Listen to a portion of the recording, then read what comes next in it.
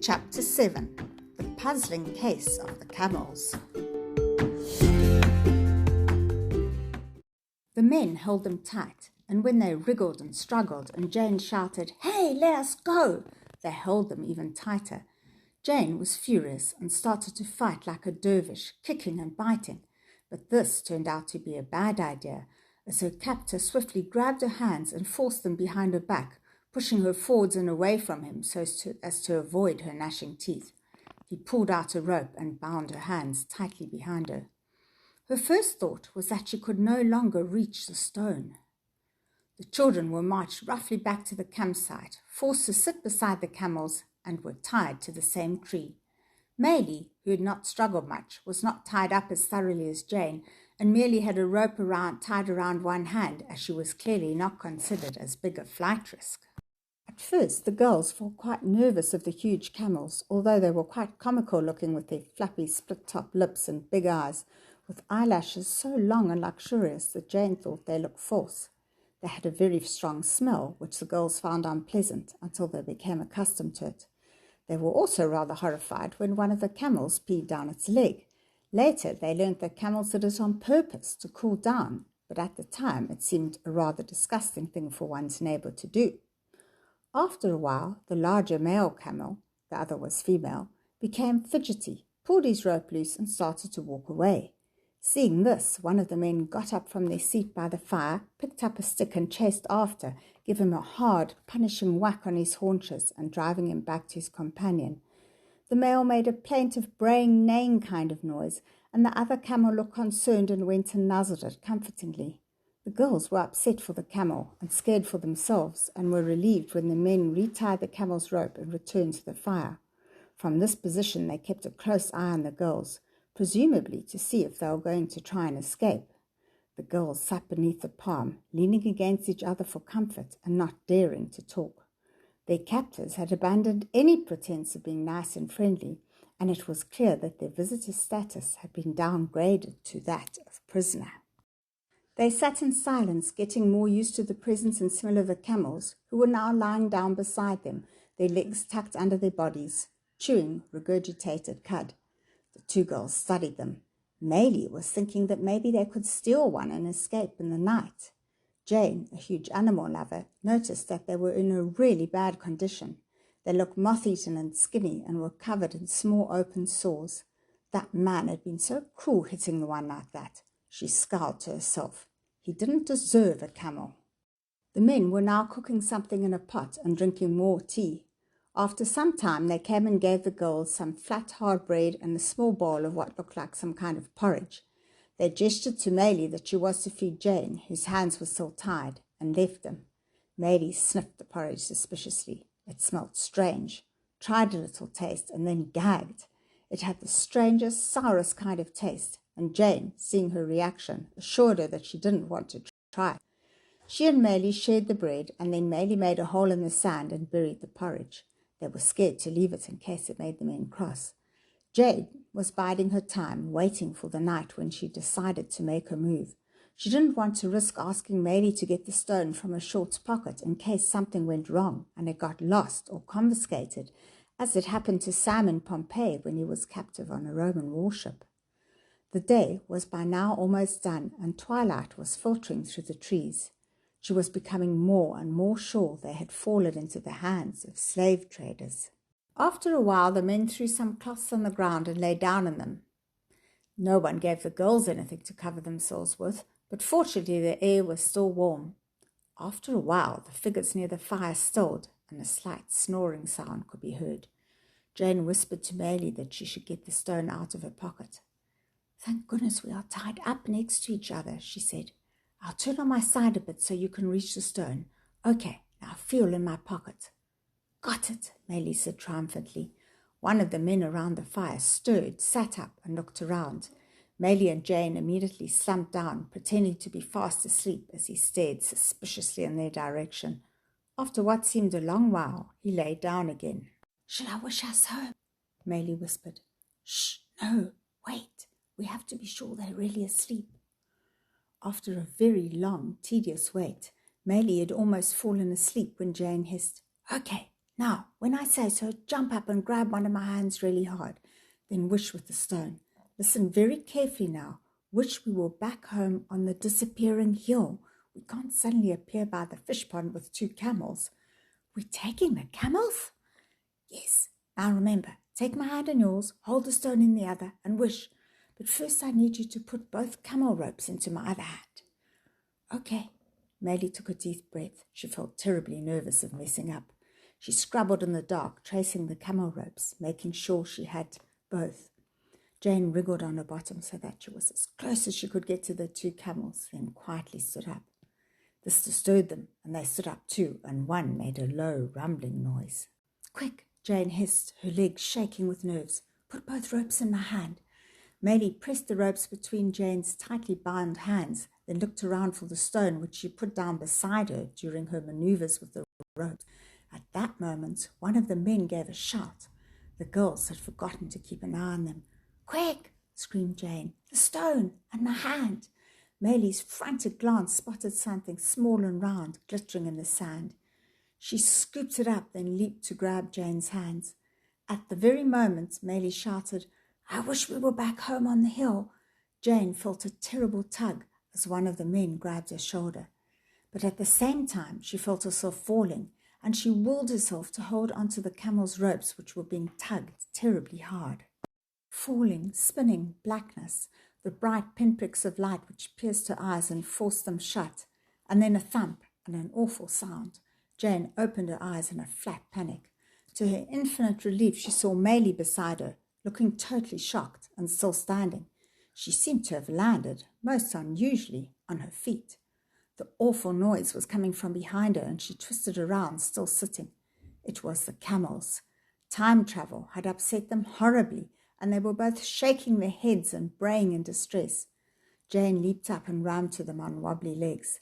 The camels seemed to recognize them as the people who'd sat harmlessly beside them earlier and let the girls stroke and try to comfort them. It took a while to calm the poor beasts down, and only after half an hour of petting and soothing did the girls manage to get the camels to descend the hill. They took them to the farm dam, which was out of sight of the farmhouse, had a good fence around it, and some nice green grass along the dam banks, which Jane thought they would enjoy. We'll leave them here, then find the boys and decide what we're going to do about them, Jane said, untying the ropes from their necks and throwing them deep into the bush. They looked like they were made out of some kind of plant fiber and might cause trouble. There, now they won't get tangled up. I think that once they calm down, they're going to absolutely love it here. Yes, Maylee said doubtfully. She was beginning to feel extremely anxious about the boys. I hope the boys aren't going to be cross with me. I won't let them be, Jane said, taking her hand. It was an accident. Anyway, how can they be? We've brought home 2 beautiful camels. Maylee looked at her askance but didn't dare argue. It seemed to her a very optimistic take on the situation. Maylee and Jane shut the gate on the camels and ran as fast as they could back to the farm. They jumped over the gate which led into the farm garden and sped to the pond. Sam and Peter were sitting beside it on the grass, looking extremely dejected and worried. Sam! yelled Jane, and the heads of the 2 boys flashed around in expressions of immense relief, followed by anger across their faces. Do you know how worried we've been? Peter shouted at Maylee, who quickly stepped behind Jane, leaving her to face the furious boys. Why were you so long? Sam said. Usually almost no time at all passes here when we go on a trip. Well, Jane said, we were captured by slave traders and tied up, and we had to wait till night time to escape. But the thing that took time was that when we got back here, we had to take the camels to the dam. Take the camels to the dam? Astonishment and confusion replaced the boys' anger. Yes, we rescued 2 abused camels, so we had to arrive back on the disappearing hill so no one saw us, and we've left them by the dam. But we can't keep them hidden. What will we tell the grown-ups? Sam stuttered in horror. Thought about that, Jane said proudly. We can say we found them wandering around in the wild parts of the farm and we don't know where they came from. They were being really cruelly treated, Sam. I couldn't leave them. Yes, Maylee confirmed, realizing it was important to get the boys on the side of the camels. The man hit them with a big stick and they cried, but nobody listened.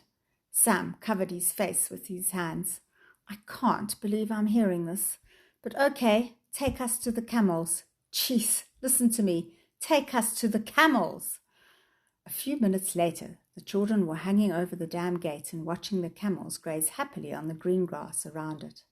They seemed to be enjoying the muddy edges too and were walking up and down, their funny feet padded to cope with burning hot sands, squelching loudly. They do look in very bad condition, Jane, Sam admitted. That's actually good. You know how mad my mother gets about any animal being cruelly treated. Their names are Dan and Daniella, Maylee said happily. For goodness sake, don't go saying things like that to my parents, Sam said. Remember, we need to be really surprised and amazed that they've appeared out of nowhere. No lie, Peter said grimly. Let's go and get telling about the camels over with. We don't want them to be seen before we break the news. The good news, maybe, Jane said. They might be very useful on the farm, and she trailed off, unable to think of a suitable camel-related task. Sometimes I wonder what planet you live on, Sam said. Well, if you think it's such good news, you can tell my parents. In fact, as official camel snatcher, that's definitely your job. I don't know why I was thinking I had to do it. In the end, it wasn't too bad, as they told Mrs. Noel and Auntie Sue, who were easier to tell this fabricated story to, and much more sympathetic to the camels than their fathers would have been. The children said they'd found the camels on the far slopes of the disappearing hill, and that they'd looked in such a bad way that they must have been wandering, lost for ages. They said they'd taken them to the dam to make sure they were safe and secure. They ended up feeling rather guilty as their mothers praised their braveness and kindness in capturing the poor beasts. Mrs. Noel immediately phoned the stock theft unit, but came back looking puzzled. Definitely no missing or reported stolen camels. I had to spell it out in the end. They couldn't seem to accept I was really saying camel. Let's go up and look at them, and I'll do some research to see what food they need. Mrs. Noel was looking quite excited. Do you know what gender they are? Yes, a male and a female, Peter said. Piped up Maylee, but stopped as she caught the dagger looks from the others. Isn't that a funny coincidence that we were all listening to that story about a camel called Dan yesterday, Auntie Sue said. Yes, what a coincidence, Peter said, then hissed in Sam's ear. Not. As they began, yet again, to trudge up the hill towards the unofficially named Dan and Daniella. Maybe we should call the one Dan, Auntie Sue said, laughing, and wondered why Maylee gave her a funny look. The rest of the day was passed in moving the camels and tending to them, as instructed by Sam's mother, who was shocked at their condition, and leaped into animal rescue mode. Her enthusiasm was not dimmed by the terrible smell of the camels. All the farm rescue pets had begun their lives of rehabilitation and luxury with a wash. Phoebe had had several washes and anti-flea and mane shampoo when she was rescued off the freeway by Mr. Noel, and even Snuffles the cat, who'd wandered in from the veldt in terrible condition, had had to face an initiation wash. Chicky, Sam's pet rooster, had been covered in chicken poo when he was first adopted, and had had to face a bath, which amazingly enough he had rather seemed to enjoy. Mrs. Noel had filled a bucket with nice warm water, and Chicky had floated in her hand, looking surprised but completely relaxed, until she tried to wash his fluff. Mrs. Noel googled, "How do you wash a camel?" but all that came up was instructions on how to wash camel hair garments, which would clearly not do. She gave up on the wash reluctantly, but cleaned and anointed all the small wounds on the camels with some special antibiotic ointment that she had over from Phoebe. Dan and Daniella seemed to have realized that their fortunes had undergone a change for the better and were looking happier and more relaxed by the minute. They even seemed to be enjoying their attention. 2 hours later, the exhausted children assembled on the porch. The camels were comfortably installed in a paddock next to Mr. Bully Beef, and Mrs. Noel and Auntie Sue had retired to the house to have tea and to break the not-so-glad tidings to Mr. Noel that he was now the provider for 2 camels. "I don't want to go on another time travel today," Jane said wearily. "I can't believe I'm saying this, but I feel much too tired." "Shattered," she added, something her mother often said. "Yes, bringing all that straw and lucerne in the wheelbarrow was jolly hard work," Peter said. "I must say I feel like I've had enough for the day too. Waiting for you guys to come back was really awful." Yes, Sam agreed. I think we've definitely had enough happenings for one day. Let's find Timonot tomorrow. We still have to hear what my father has to say about the camels. Thank goodness Mom is telling him. She'll say we absolutely have to help them. It almost feels like the stone is trying to stop us getting to Egypt, Peter said. Well, if we don't make it tomorrow, it definitely is, Jane replied. After putting the stone in the pond, Sam and Jane said good night to the other two and walked wearily back to the farmhouse. What were those things you were looking at when Maylee wished? Jane asked. We decided they were platanas, clawed frog tadpoles. The frogs have no tongues, he added rather irrelevantly. Oh, Jane said. Well, I'm going to look up about slave traders in the Sahara. And that's another thing. Was it even the Sahara? There was a river and lots of plants and trees. An hour's research convinced Jane that the men had belonged to one of the nomadic tribes who traded and travelled over the reaches of the Sahara Desert. She also read that the Sahara didn't always used to be a desert, but had been a greener, wetter place several times in the past, with trees and rivers and even hippos and crocodiles. Well, she could certainly confirm that point. People had found rock art painted on rocks in the desert, which recorded a time thousands of years ago when much of the dry Sahara had been a green, growing place. I see why people are so worried about climate change, Jane said. It can be so radical. Yes, Sam gave a big yawn. Somehow I always thought of the Sahara as always being a sandy desert. I'm going to go and read in bed. I'm totally tired out. Me too, Jane said. Tomorrow's going to be a big day. I want to read some more about Egyptian clothes and houses before I go to sleep. Across the field in the whitewashed cottage, Peter and Maylee were getting into bed. Maylee was filling Peter in on some of the details of their adventure. The crocodile chased us straight into the bad men. Here she gave a little shiver, but then her eyes shone. Jane kicked them and bit them and thwayed at them. Kicked and bit them and thwayed, so they tied her hands up and they tied us to a tree. Peter was shocked. It sounds terribly dangerous. You must never go off by yourself like that again, Maylee. Never touch a stone. It's too easy to wish by mistake. But you must try to go to sleep now. Tomorrow you're going to travel again. Try to think about nice things so you can go to sleep. I'll think about camels, Maylee said. That's a nice thing to think about. Dan and Daniella. I think they're happy we saved them. Maylee was correct.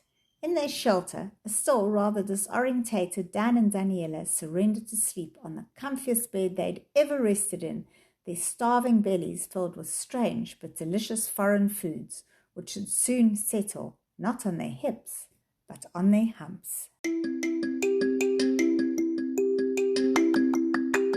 Please join us next week for Chapter 8, Where Crocodiles Wear Gold.